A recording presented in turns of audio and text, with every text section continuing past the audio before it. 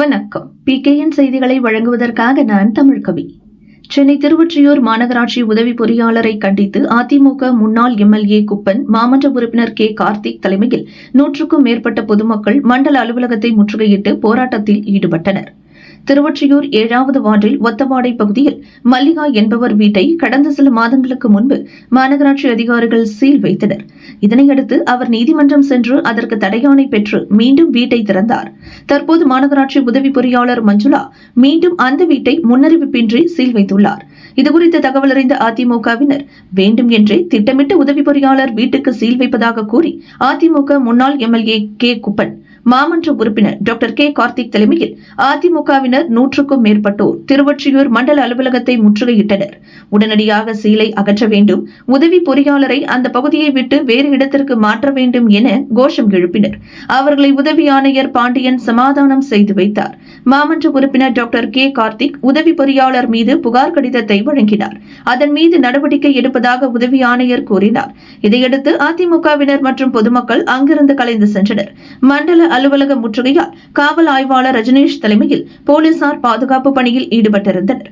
100க்கும் மேற்பட்ட பொதுமக்கள் மண்டல அலுவலகத்தை முற்றுகையிட்டதால் அப்பகுதியில் பெரும் பரபரப்பு ஏற்பட்டுள்ளது.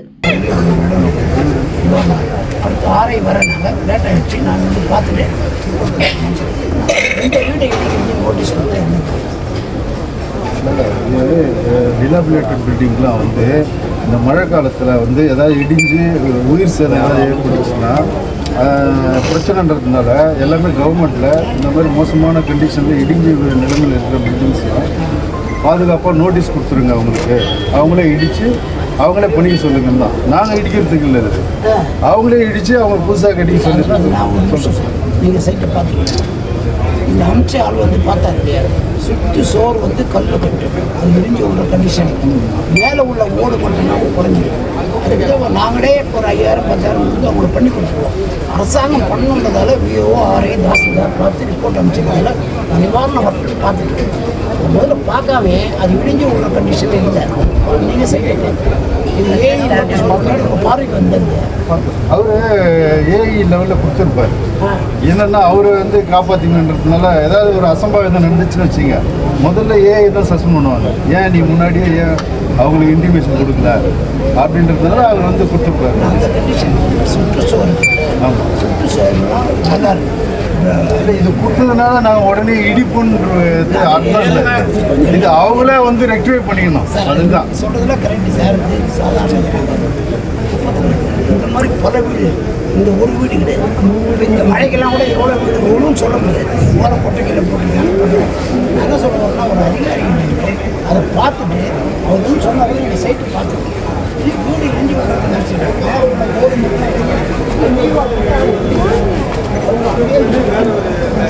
இது அவங்களோட சேஃப்டிக்காக தான் அவர் கொடுத்துருக்காரு. கரெக்டு சார், நான் தப்பு சொல்ல.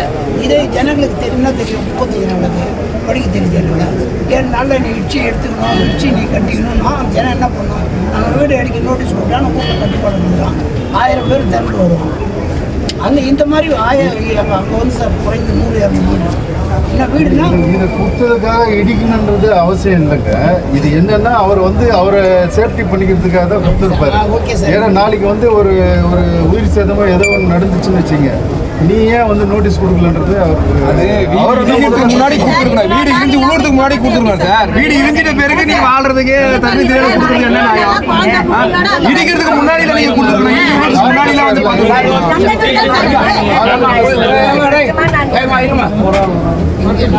முன்னாடி ஓவர் சார் பார்த்துங்க நோட்டீஸை ஏன்னு சொல்லி கேன்சல் பண்ணுங்க. முதல்ல முறையாக அனுப்பிச்சு அந்த மக்களுக்கு நிவாரணம் கொடுக்கறதுக்கு நீங்கள் நான் அதான் இப்போ மல்லிகா நேற்று எந்த அறிவிப்புமே இல்லாமல் காலில் போய் சீல் அடிக்கிறாங்க. அது எதுக்கு சார்? மல்லிகான்றது ரவீந்திரன் 4 பேர் மேலே கேஸ் போட்டிருக்காரு. அதை பேஸ் பண்ணி உங்களுக்கு 4 பேருக்கு சீல் வச்சுட்டாங்க. ஹவுசிங் போயிட்டு ஓப்பன் பண்ணியாச்சு. ஓப்பன் பண்ணி என்ன பேஸ்ல ஓப்பன் பண்ணி விட்டாங்கன்னா 7 நாள் 10 நாள் 7 நாளா 10 நாள் அவங்க டைம் கொடுத்துருக்காங்க. அந்த டைம் முடிஞ்சதுனால இல்ல சார், நாங்க மேல்முறையீடு பண்ணிருக்கோம், பண்ணி லெட்டர் கொடுத்துருக்கோம். நேற்று கண்டெம்ட் வந்துச்சு சார். அது கோர்ட்ல வந்த கண்டெம்ட் வேற சார். நாங்க மேல்முறையீடு பண்ணி லெட்டர் கொடுத்துருக்கோம். அதை எடுங்க. மேல்முறையீடு பண்ணி லெட்டர் கொடுத்துருக்கோம். நாங்க மேல்முறையீடு பண்ணி லெட்டர் கொடுத்துருக்கோம். ஃபர்தர் அன்டில் ஆர்டர் வர வரைக்கும் கோர்ட்ல கொடுத்துருக்கோம். ஆமா சார், அர்பன்ல கொடுத்துருக்கோம். கோர்ட்ல இருக்கா சப்ஜுடிஷியல் இருக்கனால பெண்டிங்ல அவங்க பண்ணிருப்பீங்க. டைரக்ஷன் எதுவுமே இல்லையே. டைரக்ஷன் வந்து கார்ப்பரேஷன் டைரக்ஷன் இல்லை சார். அது அர்பன்ல இருந்து உங்களுக்கு லெட்டர் அனுப்பிச்சிருக்காங்க. உங்களுக்கு ஆல்ரெடி வந்து 16/10 வந்து நான் ஒரு ஆர்டர் பாஸ் பண்ணாம இருக்கு. ஆர்டர் பாஸ் பண்ணாதான் நாங்க அதுக்கு பைண்ட் ஆகும். இல்ல சார், ஒரு நிமிஷம். இல்லனா அதுக்கு முன்னாடியே கண்டெம்ட் கேஸ் இருந்து சார். ஒரு நிமிஷம் நான் சொல்றது கேளுங்க. எங்க அந்த கண்டெம்ட் அது என்ன நீங்க இருங்க சார். அதாவது எந்த ஒரு அறிவிப்புமே இல்லாம எடுத்துப்புன காலைல 9 மணிக்கு அறிவிப்பு இல்ல. அவங்களுக்கு கிளியரா கொடுத்துட்டாங்க. 10 நாளா 7 நாள் டைம் கொடுத்துருக்காங்க. எங்க சொல்லிருக்கீங்க? எப்ப சொல்லிருக்கீங்க? ஹவுசிங் அர்பன் ஆர்டர்லயே வருது சார். ஆமா சார், ஆர்டர்ல இருக்கு சார். நாங்க அவங்களுக்கு தெரிஞ்சிருக்கணும். ஏன்னா அவங்க பொருள்லாம் உள்ள மாட்டிட்டு இருக்காங்க. அதனால வந்து அதான் சார் ஹவுசிங் அர்பன்ல 7 நாள் டைம் கொடுத்துருக்காங்க. மேல்முறையீடு கொடுத்துருக்கோம் சார். அதே ஹவுசிங் அர்பன்ல தான் மேல்முறையீடு கொடுத்துருக்கோம். மேல்முறையீடு கொடுத்துருப்பீங்க சார். அது வந்து டைரக்ஷன் இல்ல. எந்த டைரக்ஷன் ஒரு கோர்ட்ல கேஸ் வந்துட்டு சார். ஒரு நிமிஷம் நான் கோர்ட்ல ஹை கோர்ட்ல கேஸ் கேஸ் என்ன சப்மிட் பண்ணீங்க? கேஸ் நீங்க என்ன சப்மிட் பண்ணீங்க? சீல் வச்சிருக்குன்னு சொல்லிருக்கீங்க. அவ்வளவுதான். அது சொல்லவே இல்ல. கேஸ் டைம் வாங்கிட்டு இல்ல போட்டோஸ்லாம் எடுத்து அவங்க வந்து டைம் வாங்கிட்டு சார். ஒரு நிமிஷம் நான் சொல்றத வந்து நீங்க வந்து அண்டர்ஸ்டாண்ட் பண்ணுங்க. எதுவுமே இல்லாம எதுக்கு சீல் வச்சீங்க? கேஸ் போட்டாங்களா நீங்க கோர்ட்ல தான் பாத்துக்கணும் சார். நாங்க என்ன பண்ண முடியும்? சார் ஹவுசிங் அர்பன்ல போய் நாங்க வாங்கிட்டு வந்தோமே. பேப்பர்லாம் கொடுங்க சார். தெளிவா வந்து எல்லா பேப்பரையும் வந்து தெளிவா சார்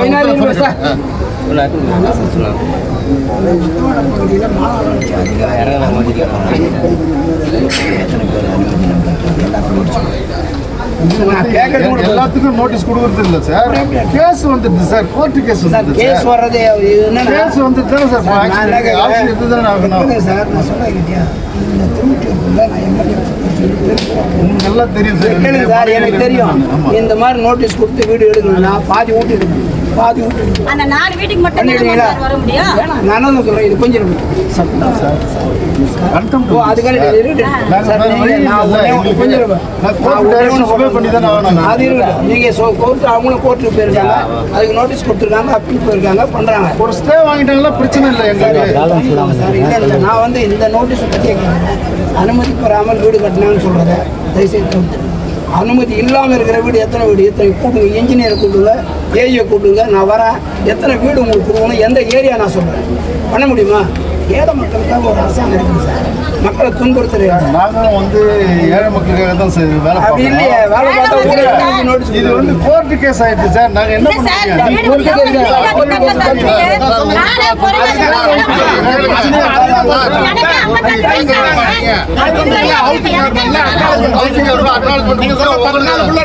மேல்முறையீடு போய் கொடுத்துருக்கோம். அப்ப ஏன் எங்களுக்கு தெரிவிக்கல? சரி, நான் ஒரு கவுன்சிலர் இருக்கேன். திரும்ப எதுக்கு நாங்க கவுன்சிலர் இருக்கோம்? கேஸ் இது வரைக்கும் சொல்ல மாட்டீங்களா கவுன்சிலருக்கு? சொல்லுங்க. சொல்லக்கூடாதா? கவுன்சிலர் சொல்லக்கூடாதா? ஏன் எனக்கு சொல்ல மாட்டீங்க?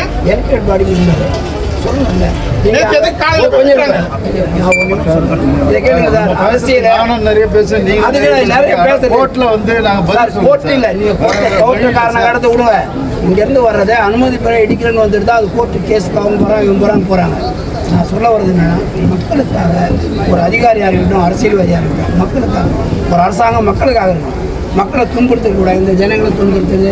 அந்த அம்மா செத்துறேன்னு அதுக்கு தெரியாது.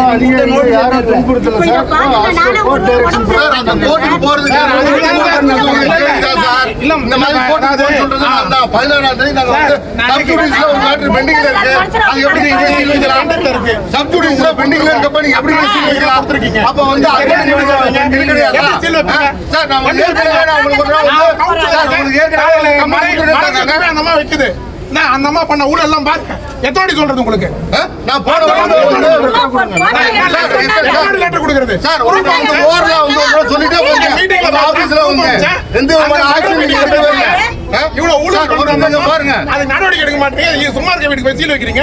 என்ன நியாயம் சார்? உங்களை பேசுறீங்களா? இந்த மாதிரி சொல்லிட்டு போடுறாங்க.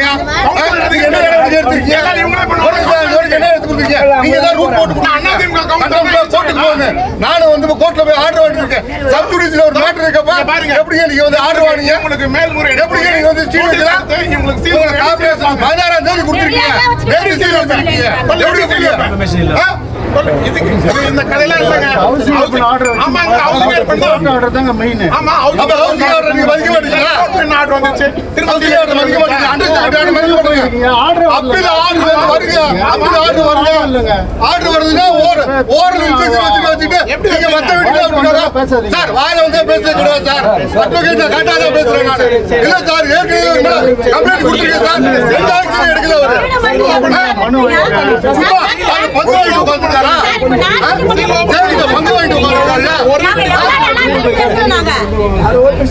சீல் ஓபன் பண்ண சொல்லுங்க சார்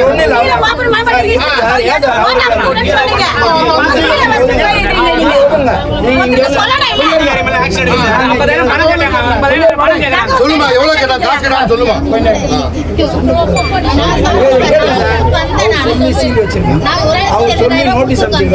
இதுக்கு ரிப்ளை கேட்க தான் வந்திருக்கோம். இந்த கவர்மெண்ட் இது மக்களுக்காக இருக்க அரசாங்கமா இல்ல மக்களை துன்புறுத்துற அரசாங்கமா? அரசாங்கத்தான் பிளேம் பண்ணுவோம். இவர் செய்யற வேலை யாரு? கவர்மெண்ட் அதிகாரி. இவர் யாரு? Zonal officer. இவர் நோட்டீஸ் கொடுக்குறாருல்ல, நோட்டீஸ் கொடுத்ததா அவங்க கேட்கறாங்க. இப்போ சீல் வச்சுக்கிறாங்கல்ல, அதை எடுக்க சொல்லுங்க சார். சீல் பண்ண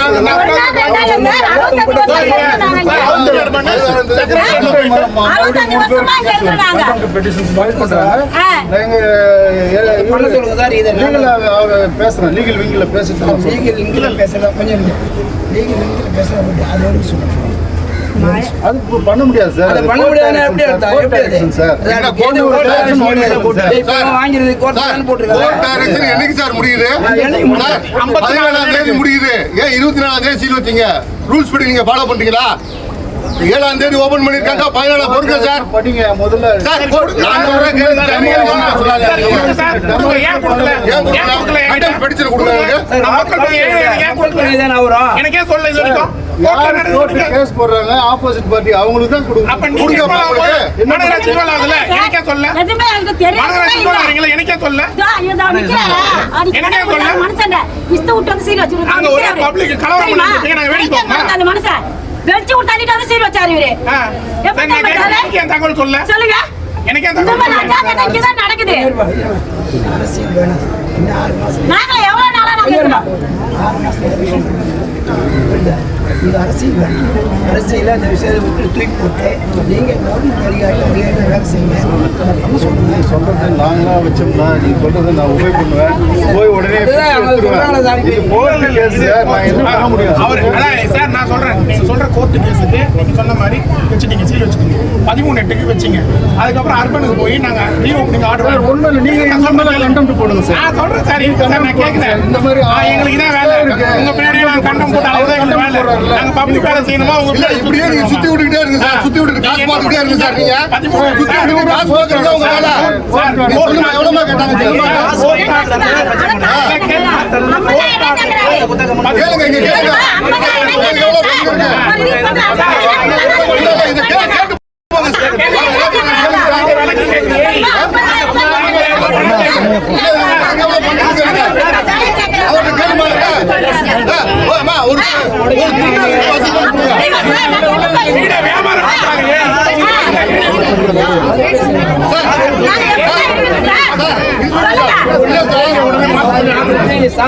சார் ஒரு துண்டை எடுத்து வச்சு பண்ணி கொடுங்க சார். ஒரு துண்டை எடுத்து வச்சு பண்ணி கொடுங்க. இங்க ஜெயில கொடுங்க. ஒரு துண்டை எடுத்து ஆளை சொல்றதுப்பா.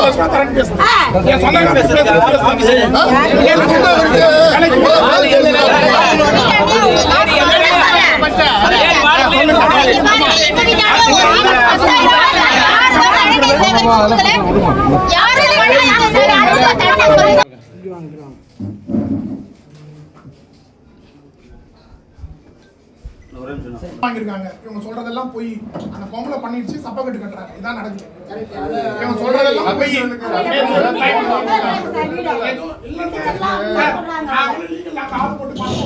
உங்க ஸ்டாண்டிங் கவுன்சில்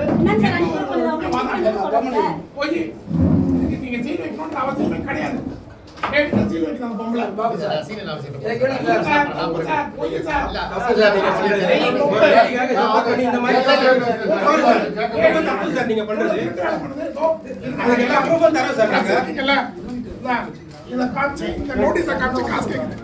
இந்த நோட்டீஸ் மாநகராட்சி நோட்டீஸ் காமிச்சு காசு கேக்குது அந்த பொம்பளை வீடு இடிக்கிறதுக்கு. இந்த நோட்டீஸ் பாருங்க, இந்த கம்ப்ளைண்ட் எல்லாம் தூக்கி வைங்க. லஞ்சம் வாங்குது, இதை காட்டு, இந்த காசுங்க, இந்த காமிச்சு கூப்பிடுங்க, யாருன்னு கூப்பிடுங்க. அந்த நோட்டீஸை காமிச்சு காசு கேக்குது.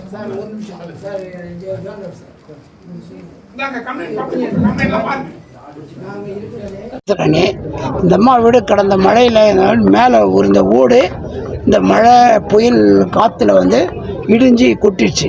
அவங்க அங்கே இல்லாமல் பக்கத்து வீட்டில் போய் தப்பிச்சு இருந்தாங்க. நாங்கள் போய் பார்த்தது பத்திரிகையில் வந்தது, மாலை முரசில் வந்தது, தந்தியில் வந்தது, மற்ற எல்லா பத்திரிகைகளும் வந்தது. செய்தி வந்து அரசாங்க அதிகாரிகள் வந்தாங்க. விஓ வந்து என் கூட வந்து பார்த்துட்டு அவங்களுக்கு நிவாரணம் கொடுக்கறதுக்கு அரசு அதிகாரிகளுக்கு நாங்கள் மேலே கலெக்டருக்கு ஒரு ரிப்ளை பண்ணியிருக்கனாரு. ஆர்ஐ என்கிட்ட பேசுனாங்க, ஆர்ஐயும் பண்ணியிருக்காங்க. இந்த சூழ்நிலையில் மாநகராட்சியிலேருந்து ஒரு நோட்டீஸ் அனுப்பிச்சு அந்த வீடியோ இடிச்சிடணும், 7 days இடிக்கணும். இது இல்லைடா காப்பி பின்னாடி வேறு ஏதாவது நோட்டீஸு 7 days அந்த இடத்த இடிச்சிடணுன்ட்டு நான் சொல்கிறதில்ல. இதே மாதிரி 7 days அந்த வீட்டை இடிச்சிடணுன்ட்டு நோட்டீஸ் அப்படின்னு வரும்போது அவங்களுக்கு ஒன்றும் புரியல. இவங்க என்ன சொல்கிறாங்க, 7 daysக்குள்ளே நீங்கள் இடித்து எடுத்துடணும் அப்படின்னு இவங்களுக்கு நோட்டீஸ் கொடுக்குறாங்க. அந்த மக்களுக்கு ஒரு அரசாங்கம் வீடு கட்டி கொடுக்குறதுக்கோ இல்லை நிவாரணமோ இதுவரையும் தரல. வந்து பார்த்தா மறுநாள் கொடுப்பேன். நான் எம்எல்ஏ இருந்தாலே வந்து இன்றைக்கி வந்து பார்த்துட்டு போகிறேன்னா சாயந்தரமா மறுநாள் காலையில் நிவாரணம் கொடுப்பாங்க. இது திராவிட மாடல் ஆட்சி இல்லை, அதனால் அப்படி தான் இருக்குன்னு நினைக்கிறேன். முதலமைச்சர் எப்போ பார்த்தாலும் சொல்கிறார். இப்போ இந்த செய்தி பார்க்கணும், நான் பேசுகிறத அவர் பார்க்கணும். ஏன்னா இவங்க சொல்கிறது பார்த்தா அப்படியே இந்த நாட்டு மக்களுக்காகவே அப்படியே உயிரை விடுற மாதிரி பேசிகிட்டு இருக்கிறாங்க. ஒரு வேலையும் கீழே நடக்குது. அது உண்மையிலே வருத்தமாக இருக்குது. ஏழை எளிய மக்கள் இந்த மாதிரி 100 வீடு இருக்குது. அங்கே திருவத்தூருக்கு பக்கத்தில் 100லேருந்து 200 வீடு இருக்குது. முதல்ல ஜனங்களை பார்க்க சொல்லுங்கள், எம்எல்ஏ வந்து பார்க்க சொல்லுங்கள், எம்பி பார்க்க சொல்லுங்கள், சேர்மனை பார்க்க சொல்லுங்கள், கவுன்சிலரை பார்க்க சொல்லுங்கள். எவனுமே இல்லாமல் சும்மா நோட்டீஸ் கொடுக்குறது பண்ணுறது. அதுவும் என்னன்னா 7வது வார்டு ஒரு வார்டு தான் இன்றைக்கி அதிமுக வார்டு இருக்குது. அந்த வார்டில் ஒரு ஜேஇயை போட்டு அந்த வார்டில் டிஸ்டர்ப் கொடுக்குறதே இருக்கிறாங்க. ஜெயிச்சதே அதிமுக 14 வார்டில் 1 தான். அந்த ஒரு வார்டில் வேலை செய்யக்கூடாது, மக்கள்கிட்ட போகக்கூடாது, மக்கள் பிரச்சனையை பார்க்கக்கூடாது. அப்படின்னு நிலையில் இந்த அரசாங்கம் இருந்தால் இது எப்படி சரியாக வரும்? இது எல்லாத்துக்கும் தீர்ப்பு கொடுக்கக்கூடிய நாள் வந்துடுச்சு சீக்கிரத்தில். அதை பார்த்துங்க. இது முதலமைச்சர் கவனத்துக்கு போகணும், உள்ளாட்சித்துறை அமைச்சர் கவனத்துக்கு போகணும், மாநகராட்சி கமிஷனர் கவனத்துக்கு போகணும், மாநகராட்சியுடைய மற்ற உயர் அதிகாரிகள் கவனத்துக்கு போகணும். அந்த ஜேஇயை உடனடியாக மாற்றணும். அந்த ஜேஇயை போட்டு இதில் அரசியல் பண்ணுறாங்க திமுககாரங்க. நீ அரசியல் பண்ணுறதுக்கு இதான் நேரம் ஏழை எளிய மக்கள்கிட்ட. அதை பார்த்துங்க. இந்த நோட்டீஸ் கொடுத்தது அந்த அம்மா வீடு கட்டணும், வீடு இடிச்சிக்கணும். அவங்கள அவர் என்ன சொல்கிறாரு ஜோனல் ஆஃபீஸர், 7 நாளுக்குள்ளே வீடு அவங்கள இடிச்சிக்கணும் அப்படின்னு நோட்டீஸ் கொடுத்துருக்காங்க. நான் அதான் சொன்னேன், அது வீடு இடிக்கிற வீடு கிடையாது சார், மேலே ஓடு போட்டால் அவங்க குடியிருப்பாங்க. அதுக்கு நாங்களே பண்ணிக்கிறோம், அரசாங்கம் இதுவரையில் கொடுக்கல, நாங்களே பண்ணிக்கிறோம் அப்படின்னு சொல்லிடுவோம். இதை முதலமைச்சர் பார்க்கணும். ஏன்னா டிவிலேயே வர்றது, டிவிலேயே அரசியல் பண்ணுறதெல்லாம் அவர் விட்டுட்டு மக்களை சந்திக்கிற வேலையை பார்க்கணும். அதை பார்த்து மக்களுக்கு உண்டான தீர்வு பண்ணணும். இப்போ வீடை எடுக்கிறது போகிறது 7வது வார்டில் தான் இருக்குது ஆக்கிரமிப்பு. மற்ற வார்டில் இல்லையா? 1லேருந்து 14 வார்டில் இல்லையா? ஏன் அங்கெல்லாம் போகல? அங்கெல்லாம் திமுககாரர் இருக்கிறான், திமுக கவுன்சிலர். அவன் பணமே கட்டாத ஆர்டர் கொடுக்குறான். எனக்கு தெரிஞ்சு பணம் கட்டா குடிநீருக்கு அவன் வாங்கிக்கணும் ஆர்டர் கொடுக்குறான். எத்தனை வீடு காட்ட சொல்கிறேன்? எத்தனை பேரை சொல்கிறேன்? எந்த கவுன்சிலர் சொல்கிறேன்? நான் சொல்கிறேன், யாரும் பணம் அங்கே போய் கவர்மெண்ட்டில் கட்டாத, மாநகராட்சி அதிகாரிகிட்ட கட்டாத, அது எங்கிட்ட கொடுத்துரு, நான் போட்டு தரேன், இவன் போட்டு தரேன். இதுதான் திமுக ஆட்சி, இதுதான் திராவிட மாடல் ஆட்சி, இதுதான் மு.க. ஸ்டாலின் ஆட்சி. இதை நான் குறை சொல்கிறதால இவர் குறை சொல்கிறாரு, பேசுகிறாரு. நான் இருக்கிறத சொல்கிறேன், ஆதாரத்தோடு சொல்ல முடியும். அதனால் இதை தவிர்த்து இந்த அரசாங்கம் இருக்கிற நாள்லையாவது கொஞ்சம் மக்களுக்கு சேவை செய்கிறதுக்கு உண்டான ஏற்பாடு பண்ணணும்னு நான் கேட்டுக்கிறேன். சீல் வைக்கிறதுக்கான உள்நோக்கம் என்ன இருக்காங்க? சீல் வைக்கிறது விலைக்கு பேசுகிறாங்க. அதில் வந்து கேஸ் போட்டவருக்கு இந்த ஏஇ அம்மா வந்து என் சொந்தக்காருக்கு வேலைக்கு கொடுன்னு சொல்லி வேலைக்கு பேசியிருக்காங்க. அந்த ஏஇ அம்மாவுக்கு வேலை, அது வேலை பேசுறது ரியல் எஸ்டேட் வேலை அந்த ஏஇ அம்மாவுக்கு இருக்கு. அவங்களே சொல்லுவாங்க வேலை வீட்டுக்காரங்கிட்ட வேலைக்கு பேசினாங்க. நாங்கள் இந்த இடத்துக்கு வரல. என் பேர் மல்லிகா. எங்கள் அம்மா அந்த இடத்த வாங்கிட்டு வந்து பங்கிட்டு எங்களுக்கு கொடுத்தாங்க. நாங்கள் வந்து இப்போ 65 எனக்கு 55 வயசு ஆகுது. நான் பிறக்காத முன்னே இந்த வீட்டில் இருக்கிறோம். இன்றைக்கி வந்து இந்த 2 வருஷமாக தான் அடிக்கடிக்கு சீல் வைக்கிறேன். இந்த ரவீந்திரன் தான் சீல் வைக்கிறேன்டாங்க. நாங்கள் எப்படி தான் பிழைக்கிறது? எங்கள் வீட்டில் கால் உடஞ்ச மனுஷன் அவர் இஷ்டம் தள்ளிட்டு சீல் வச்சுட்டு போயிடுறாங்க சார். அன்றைக்கி அது சொல்லுமா அதை கேட்டாங்க விலைக்கு கேட்டாங்க. அந்த வீடு இப்படியே போனால் எப்படி தான் எங்களுடைய ஆதனா அவங்க தான் கேட்குற அளவுக்கு காசு குத்துட்டு போயிடுங்களா? எங்கள் சொந்தக்காரத்துக்கு இடம் கேட்குறாங்க. அந்த இடத்த கொடுத்து நீங்கள் என்ன ரேட்டு சொல்கிறீங்கன்னாங்க. நாங்கள் 27 லட்சம் நான் 20 லட்சம் வாங்கி தரேன். அவங்க இடிச்சுட்டு அவங்க கட்டி போயிடுவாங்க. அவங்களுக்கு பிரச்சனை முடிஞ்சு போச்சு. நீங்க எதுக்கு இது பண்றீங்க? அவங்க தான் கேட்டாங்க. அவங்க பேர் மஞ்சுளா. சொல்லு நீ சொல்லி கேட்டாங்க உங்ககிட்ட. அவங்க உங்களால கட்ட முடியல, இடிச்சிட்டு போல நீங்க கட்டிக்குமான்னு சொன்னாங்க. நாங்க சொன்னோம் எங்களால கட்ட முடியாது, எங்களுக்கு கட்ட சாமர்த்தியம் கிடையாது. அப்புறம் நீ வேலைக்கு குத்துட்டு போயினே தெரியுமா பசாத அவங்க கட்டி நீ இதோடய வேற எங்கன்னா டாப்பா வாங்கின்னு போயிடு அடுத்த அவ்வளோதான். நீங்கள் டாப்பா வாங்கி அடுத்த வாங்கி போயிடுங்க. நீங்கள் எதுக்கு இதுக்கிட்ட போராட்டம் மண்ணடிச்சுன்னு கிடக்குறீங்க? நீங்கள் இது கட்டிக்கிட்டு அவர் என்னாரும் அப்புறம் எத்தனை வாட்டி சீல் வைக்கிறது? சீல் எதுக்காக வைக்கிறாங்க? என்ன சொல்லி அதாவது ஒரு நிமிஷம், ரவீந்திரன்றவரோட இடம் அந்த ஒத்தவாடைக்கு பின்னாடி இருக்குங்க. அவர் கிட்டத்தட்ட ஒரு 10-15 வருஷமா அந்த இடத்துக்கு வழி வந்து ஒரு இடத்துல இருக்கு. அவங்க இடத்துல இவங்கெல்லாம் இருக்காங்கன்னு சொல்லி இவங்களுக்கு பேசி அந்த இடத்துல விட்டு கொடுத்தாச்சு. அவர் தொடர்ச்சியாக இப்போ என்ன பண்ணுறாரு, அங்கே வந்து பட்டா இடத்துல இல்லைன்னு கேஸ் போட்டார். ஆனால் அது அரசாங்கத்தால் கொடுக்கப்பட்ட பட்டான்னு ப்ரூவ் பண்ணி முடிச்சாச்சு. அதுக்கப்புறம் என்ன பண்ணுறாரு, கன்ஸ்ட்ரக்ஷனில் இவங்க வந்து அப்ரூவல் வாங்கலன்னு கேஸ் போடுறாரு.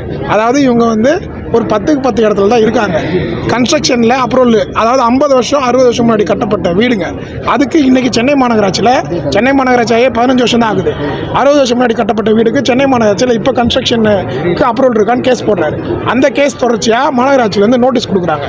அந்த நோட்டீஸுக்கும் என்ன ஆயிருக்குன்னா, கேஸில் வந்து டிஸ்மிஸ் ஆகிடுச்சு. அதனால் நான் உங்களுக்கு சீல் வைப்பேன்னு 13/8 அன்னைக்கு சீல் வைக்கிறாங்க.